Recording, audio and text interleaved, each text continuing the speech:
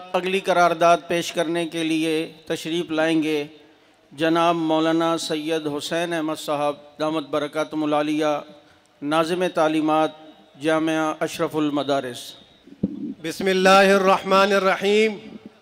आज मुअर्रखा 11 सितंबर 2020 बरोज़ जुम्मा शाहराए कायदीन कराची की ये अज़ीमुश्शान और तारीख़ साज अज़मत सहाबा कॉन्फ्रेंस और कराची के गयूर अहले सुन्नत आवाम का नुमाइंदा इज्तिमा दर्ज झेल करारदादों की मंजूरी देता है। सोशल मीडिया पर मुक़द्दस शख्सियात की तौहीन के इंसदाद के लिए जो कानून मौजूद है वो पेचीदा होने की वजह से मुअस्सिर नहीं है।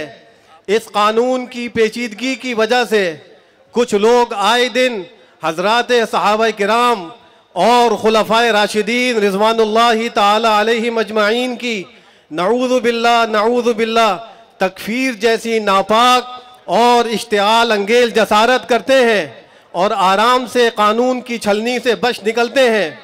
ये इज्तिमा हुकूमत और रियासती इदारों से मुतालबा करता है कि इस कानून के नक़ाइस को फ़ौरन दूर करके इस पर मुअस्सिर अमल दरामद किया जाए ताकि मुल्क की गालिब अक्सरियती आबादी की दिल आज़ारी का मूजिब फसाद बाब बंद हो।